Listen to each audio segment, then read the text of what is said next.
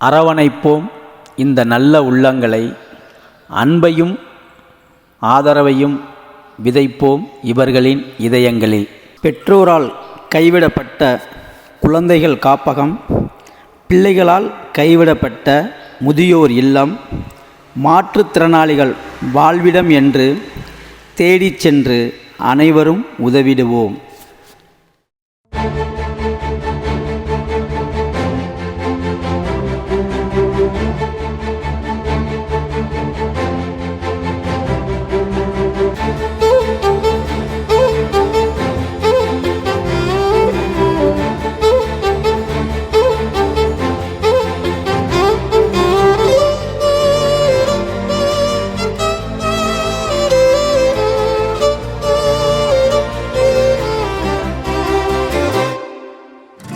நல்லவர்கள் கூடும்போது நன்மைகளும் கூடி போகும். கண்ணிமைக்கும் நேரம் போதும் எல்லாம் மாறுமே.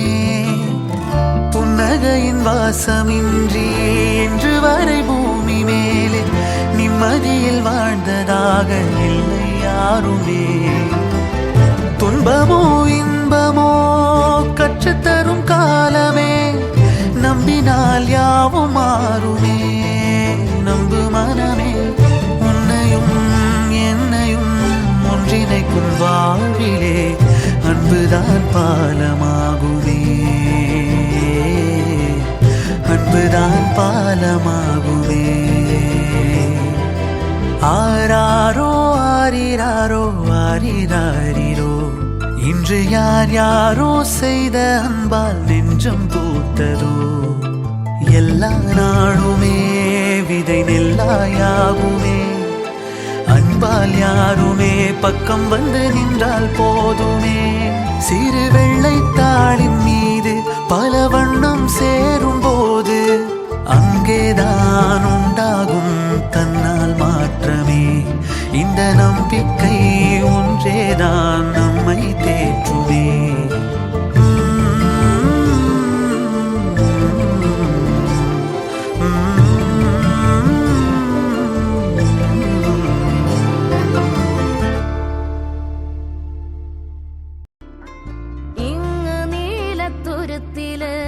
നീർപ്പരപ്പിൽ നിഴലിടും അമ്പിളിക്കലയ്ക്കുള്ളില് ആമക്കുഞ്ഞനോ ആമക്കുറുമ്പനെന്ന് നെഞ്ചത്ത് വെറ്റില ചെല്ലവുമായി താനെ വലിഞ്ഞു കേറി തുരുത്തിൽ എങ്ങോ പതുങ്ങിയല്ലോ. താരക്കൊളുത്തുള്ളോരാ ചേലക്കും വെറ്റില ചെല്ലത്തിലോ.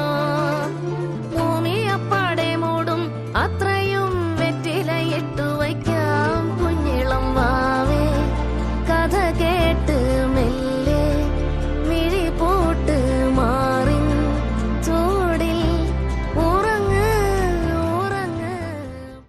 இப்போ உங்களோட சேவைகளில் வந்து இந்த முதியோர் இல்லங்கள், ஆதரவற்ற உள்ளங்களை எல்லாம் நேரில் சந்தித்து ஆதரவு தெரிவிச்சுட்டு வர்றீங்க. அந்த வகையில் நீங்கள் எந்த மாதிரியான ஒரு உதவிகள்லாம் முதியோர்களுக்கும் ஆதரவற்றவங்களுக்கும் செய்கிறீங்க? அப்படிப்பட்டவங்களெல்லாம் மாற்றுறதுக்கு ஏதாவது உங்ககிட்ட ஒரு ஒரு யோசனைகள் இருக்குதா?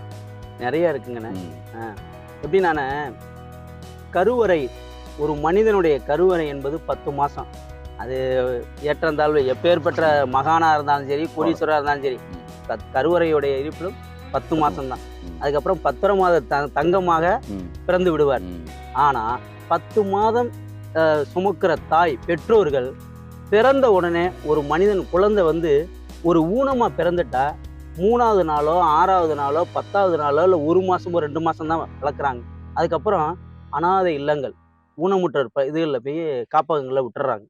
அப்போ விடும்போது அந்த குழந்தைகளுக்கு என்ன தெரியும்? ஊனம்னு வரும்போது மூளை வளர்ச்சி இல்லை, கால் நடக்க முடியல, கண் தெரியலை, காது கேட்கலை, இது மாதிரி நிறைய குறைபாடோட பிள்ளைங்கள்லாம் இருக்காங்க.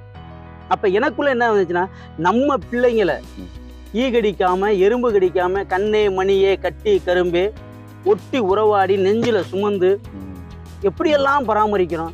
வெயில் அடிச்சா கொடை பிடிக்க நினைக்கிறோம், மழை பெஞ்சா சாரல்ல கூட படக்கூடாம கட்டி அணைக்கிறோம், குளிர் அடிச்சா போர்த்துறோம்.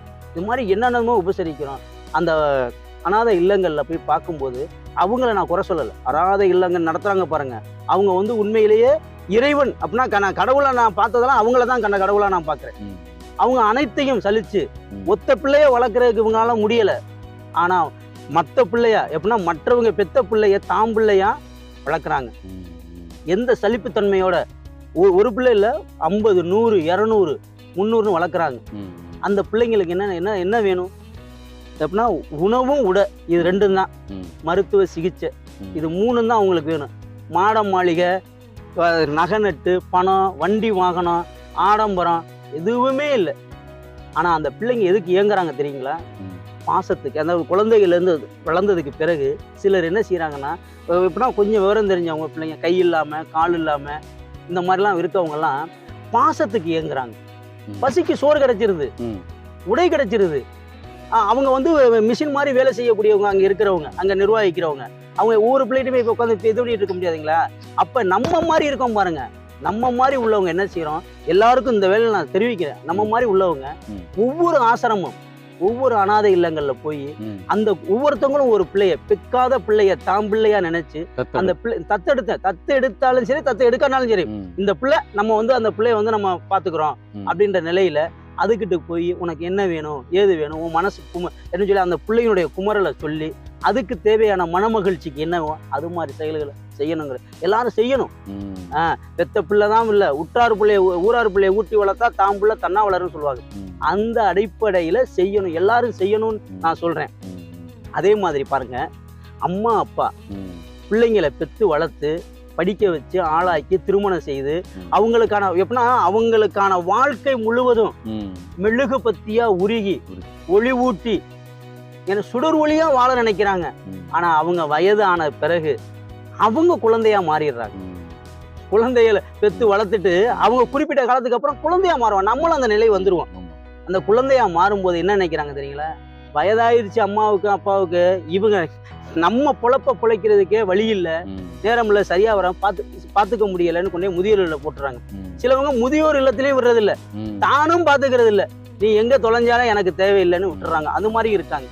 அப்ப அந்த முதியோர் இல்லத்துல இருக்கும்போது அந்த பெற்றோர்கள் அவங்க மனம் எப்படி தெரியுமா, பழமைன்னு நினைப்பாங்களே, பழமை நம்ம எப்படியெல்லாம் இருந்தோம், எப்படியெல்லாம் பிள்ளைங்களை வளர்த்தோம்.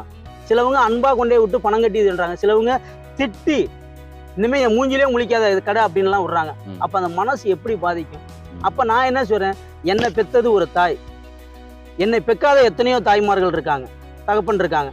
அவங்களையெல்லாம் நம்ம ஒரு தாயா அந்த முதியோர் இல்லங்களில் போய் அவங்கள பார்த்து சந்திச்சு, ம். கவலைப்படாதீங்கம்மா, நீங்க உங்களுக்கு என்ன வேணும் அப்படின்னு சொல்லி அவங்களுக்கு நிறைய நம்ம பொன் பொருள் கொடுக்க வேண்டாம். அப்ப அந்த வயசுல எல்லாம் ம். அவங்களுக்கு அப்ப உணவு உடை தான், மன ஆறுதல் தாங்க. உணவு உடையெல்லாம் கூட அங்க கொடுத்துருவாங்க, காப்பகத்துல கொடுத்துருவாங்க.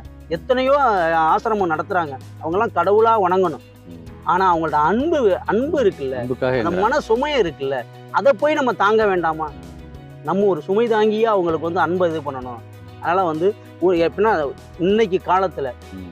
ஊனமிற்றவர்கள் இருக்காங்க பாருங்க, அவங்கெல்லாம் ஒரு தெய்வ பிள்ளைங்க. ம். அவங்களுக்கெல்லாம் எதுவுமே தெரியாது. அவங்கள போய் நம்ம சந்திச்சு நம்ம எப்படின்னா வாரத்திலேயோ 15 நாளோ மாசத்துலேயோ ஒவ்வொருத்தவங்களும் ஒவ்வொரு பிள்ளைங்களை நம் பிள்ளையா ஏற்றுக்கிட்டு அவங்களுக்கு நம்மளால முடிஞ்ச உதவிகளை செஞ்சு அவங்களுக்கு நம்ம அன்பை விதைக்கணும். இந்த மாற்றத்தை கொண்டு வரணும். எல்லார் மனசுலயும் இந்த மாற்றம் வரணும். ம். அதனால வந்து ஊனமுற்றோர் அப்படிங்கிற போது அவங்கள வந்து நம்ம ஏற்றம் தாழ்வா பாத்திரக்கூடாது, ஒதுக்கக்கூடாது. ம். நம் பிள்ளைகளா நினைச்சு ம். செய்யணுன்றது ம். என்னுடைய விருப்பம். அந்த அடிப்படையில அவங்களுக்கு தேவை என்ன, அது பெருசாலாம் தேவைப்படவே படாது. ம். அந்த இதுல வந்து நம்ம அன்பு மட்டும்தான் மனச்சுமைகளுக்கு மகிழ்ச்சியை கொடுக்கணும். கொடுத்தா ஆமா, கொடுக்கணும்னு இந்த வேலையில நான் எல்லாரையும் கேட்டுக்கிறேன். ரொம்ப ரொம்ப அது அந்த இதுல நானும் பண்ணிக்கிட்டு இருக்கேன். சிறப்பு. ஆமா, நாம வந்து அதை இது பண்ணிக்கிட்டு இருக்கோம். ம். அதனால வந்து எல்லாரும் அதை செய்யணுங்கிறது என்னோட இது. ஏன்னா ஆண்டவன் நமக்கு நல்ல கை கால் சுகத்தை கொடுத்துட்டாரு. ம். கொடுத்தானா நம்ம பிறருக்கு செய்வோம். ஆமா, நிச்சயமா. நம்மள்ட்ட இருக்குங்கிறக்கா ஆட வேணாம், நம்ம நல்லா இருக்கோங்க நம்மளோட இருக்க வேண்டாம். ம். பிறருக்கு செய்வது மட்டும்தான் ம். நல்ல நன்மை. அருமை அருமை. ரொம்ப நன்றி.